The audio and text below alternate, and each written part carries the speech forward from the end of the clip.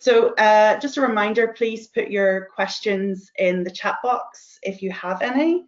If we don't get round to your question in the next 15 minutes or we're unable to answer it, we're more than happy to pick that up with you offline. So maybe just to kick off, Martin, so thank you very much for joining us this morning. We've got a question for you through. Just mentions the Netherlands is such an impressive market, and from your presentation, obviously digitally very advanced. Do you see any gaps in the kind of digital sector or the security offer at the moment? I suppose where Northern Irish companies could come in and fill that gap if they have a particular offer there. So I suppose the question there is around any particular opportunities or gaps for Northern Irish companies to explore. Yeah, good morning. Thank you, Amy, for the opportunity to present our case, let's say. I think there are many opportunities. The market is relatively mature, but if your product is good, if your solution or service is something new or something perhaps a bit more cost efficient, I'm definitely sure that there is a market for you. The financial district, as said in the presentation, is the most mature. So going after them, it's a strong sector. They need to be protected worldwide, same anywhere, same in Belfast, of course, but that's something that you can always explore. I think right now the OT is also something that there's a relative small amount of companies that are actually focusing on the operational technology, the security of the operational technology. More and more is being connected to the internet everywhere, also in the Netherlands. Maybe even more in the Netherlands, what I hear at least, than for instance in Germany. I think we're a little bit more daring in that sense, or a bit risk averse. So maybe the operational technology could be a field where you could benefit from. And I think the SMEs, I think everybody's waking up. So if you have good, affordable, carefree solutions for the SMEs, I think people are going to love you, because that's still a little bit challenging sometimes as an entrepreneur to know everything about everything. So you gotta know, you've got to be a tax expert, you got to be an HR expert, you have to be a security expert. Everything comes down to you as an owner, basically. So if you can find a way to take care of the problems that they experience, I think that's also a sweet spot. So yeah, that's probably the same in Northern Ireland in that sense, but those are the sweet spots that I can figure out right now. There's a special one that maybe that's not so much in Northern Ireland, that's the horticulture. Yeah. Because we have a large, we have a vast area of greenhouses in the Netherlands, not too far from The Hague and Rotterdam, a little bit in between, if you will. I think it's about 4,000 hectares in one municipality and another 2,500 in the other. And that's something that's a little bit unique, but then again, it's basically factories that produce plants. So maybe that could also be OT, but yeah, those are the things that I can think of. Yeah, I would agree with you. I think financial services and perhaps banking in particular are extremely advanced, but within even that vertical, maybe the insurance sectors want to go after. It's kind of a bit maybe further behind on the banking in terms of having their innovation teams in place. And they're very much waking up to sort of new technologies such as, well, you're hearing a lot about ESG, AI, security, and they're really looking at that. So I think even within financial services, there may be, you know, nuances or differences there as well. And, you know, even things like we've discussed the ports, you know, obviously the port of Rotterdam and Antwerp, they would be very advanced, have a lot of their own in-house teams. So there may be opportunities there, but actually there may even be more opportunities with the kind of smaller ports of the tier 2. So like you say, maybe with SMEs or sort of looking further down the chains, there might even be more opportunities to explore there in the various verticals. Yeah, I agree, yeah. Yeah, maybe just kind of leading on from that, there was a question around specifically selling to the petrochemicals industry or approaching oil companies within the ports. So any kind of tips on how to sell or approach petrochemicals or oil, and I suppose just the general ports? Yeah, what you could maybe do is there are clubs for everything, right? So there's a society or association of this, there's a foundation of that, there's a group of people who are interested in so if you kind of start mapping out your clientele and see which groups they belong to, that's always the strategy that I advise to the companies that we assist into the Dutch market, and we can open up a door here or there. We always try to get them closer to the fire, if you will. At Innovation Quarter, it's a thin line, let's say, where our services end and where the actual business development stops, because we are being paid by the taxpayers. Sometimes it's the competition of the companies that are coming in that we're bringing in, if you will. So we have to be a little bit careful about how far our services can go, plus our expertise is limited in that sense. So we advise companies to get a bit closer to the fire, as we say in Dutch. So for instance, in Rotterdam, you have an initiative called FIRM. It's a term that basically means strong or resilient, FERM. And that FIRM initiative, it's the geographical economical complex of the port. And they do a lot of knowledge sharing. They do a lot of FIRM cafes, where they, all digital in these days, of course, where they come together and they talk about subjects that concern the entire port. And there the CISOs or the IT people, or sometimes of the smaller firms, the C-level people, they come together and they discuss the cybersecurity of these companies. So that could be something that you want to join if you're targeting them. Let's say you set up in the Netherlands and you get to the table, you go to those meetings once they will be physical again. I think that's where you will meet the interesting people. So that's always a tip, to find out how they are organized. They also share information from the National Cybersecurity Center, top down, if you will. So if there's a, I don't know, a Log4j patching of your Java, they'll push it down the line, let's say. So the companies that are involved in FIRM, they get a notice. So it brings a little bit, and it's not just sharing of information. So those are the things that you can probably best target in order to start expanding your network. Or maybe there's also a lot of clubs concerning all the oil and petrochemical companies. Like in The Hague, there's a couple of, I think it's called IRO or something. I'd have to look into it. If the gentleman or lady in contact would like to know more, feel free to send me a text or something. But you could also maybe benefit from seeing what those meetings are and seeing if you can get a presentation slot maybe in one of their entrepreneurial get-togethers, you know, stuff like that. So for instance, also at the Security Delta, there's HSD cafes. They do it on topics. And sometimes we're able to push our foreign clients to speak on behalf of the community. And it's not so much about, hi, I'm with, let's say, Angoka. I can do this, this, and this for you, so please buy my products or services. It's more about sharing the knowledge and saying what we see, what we have seen, the future is, how can you mitigate it, maybe a round table, maybe I don't know, have a panel where people are giving their thoughts on the subject. So there are many ways to find the right people, and we can definitely assist in guiding you a little bit towards the right direction.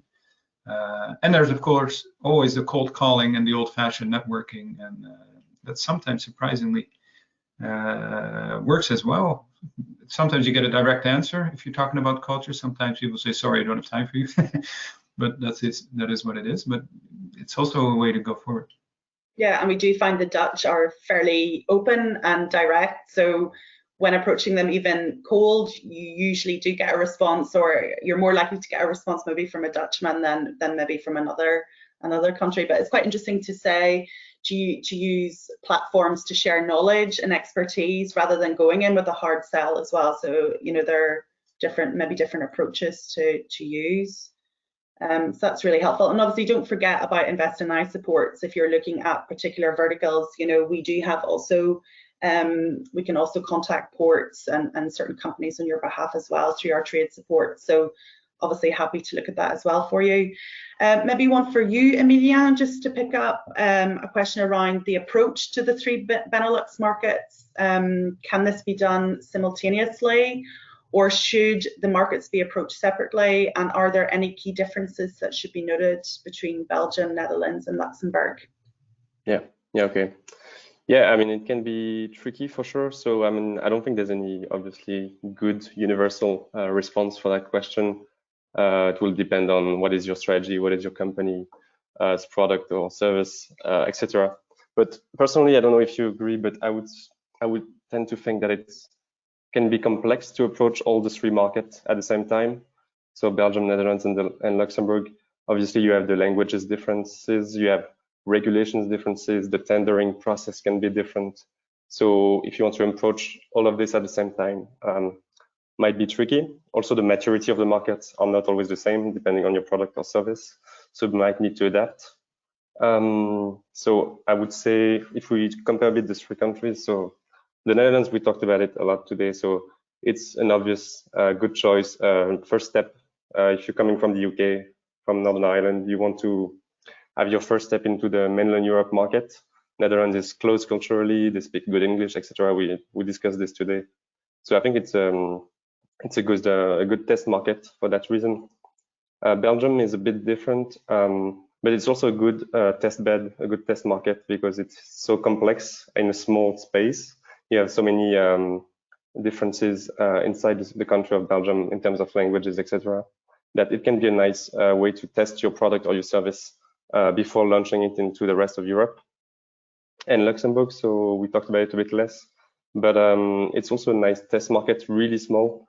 But it can be, if you have a small company, maybe it's nice to start in Luxembourg, and then you can see if you can scale it up to the rest of Europe afterwards. And you can go there with, I would say, products or services that are really high value. It would be a good market for this. I don't know if you... Emilian, I think I agree with you. I think what you sometimes see, even in the Netherlands, if you're from all the way up north and you try to sell something all the way down south, Mm-hmm. you look at you a little bit weird. And where are you from? You're from the north, you know. It's. I think if you go to Belgium as a Dutchman with the Dutch directness and big mouth that we sometimes have, if you will, it might be a little bit more challenging, let's say. What would you say between Luxembourg and Belgium? Because in my opinion, I could see a gentleman from Belgium being able, if he's French native speaking, I could see him target both markets. What do you think? Yeah, I think it's possible. As you say, maybe more as a French native speaker. That's also another way I didn't say, but it's another way to divide those markets. If you want to look at Dutch-speaking markets on one side and French-speaking markets on the other side, and then you can divide Belgium into 2 and maybe treat Flanders with Netherlands, even though it's different, and then treat Wallonia and Brussels with Luxembourg and have a maybe French-speaking market together with France, maybe if that's your ambition afterwards. But yeah, Luxembourg is, I would say French is important for Luxembourg, French language, more than German. And English, obviously, is a language of business there, but everything, like all the laws, let's say, the medias, most of them are in French, so quite important. Yeah. Thank you. And maybe just a final question, because I see we're coming up to the end of our 15 minutes. So in terms of applying for public tenders, so across the Benelux, but let's look at Netherlands, can a foreign company apply for a public tender in the Netherlands? So for example, for a contract with the police or armed forces or the ports or cities and municipalities, or do you need to have a local presence? And do you have any tips for any companies who would be looking at doing public tenders?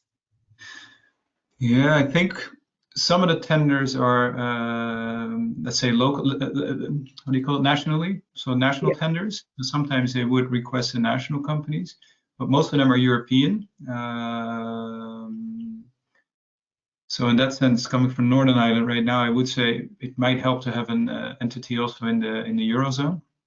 But there's also a couple of international ones, and I looked it up prior to this webinar a little bit, and there's TenderNet, but it's kind of hard to, it's kind of all kinds of tenders you can think of are based there. So I don't know if the government wants to create a new sidewalk, it's there, right? So you might get lost in the amount of tenders.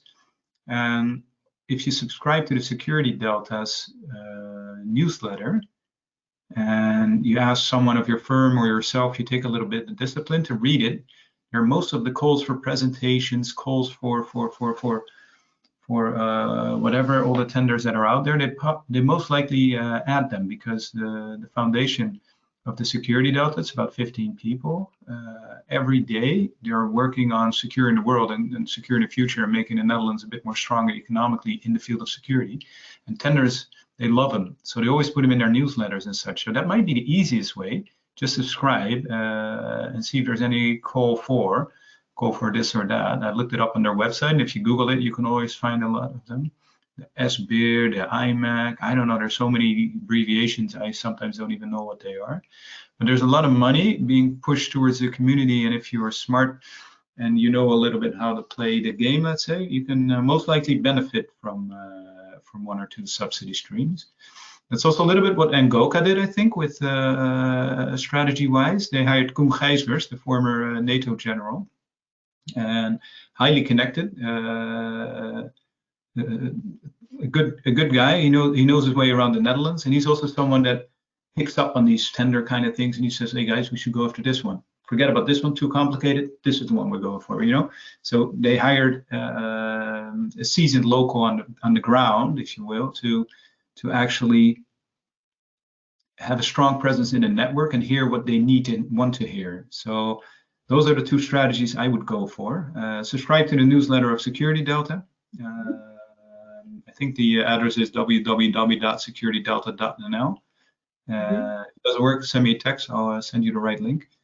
That's 1. And 2, see if you can, if you're serious about a market. I would always try to get a person within that market in one way or another to collaborate with him, either hire him, set something up, or get a sales rep or BD, like a business developer or something, someone that knows the market a bit more from the inside, because you can't beat that local knowledge in that sense. There's a lot online, but sometimes you have to hear it. So those are the 2 tips I have for you there. Yeah, that's really helpful. And I think in terms of market knowledge, attending events and getting involved in those networks is really helpful to meet the right people. So I think that brings us to the end of this morning's Q&A session and the webinar. So thank you very much, Martin, for your time this morning and for all the really useful information and tips you've shared with us. As I said, this is very much, we would say, a start or an introduction to the markets. We would be delighted to work with you to explore the Benelux markets further. So please do not hesitate to reach out. So thank you very much. Bye. Thank you. Thank you.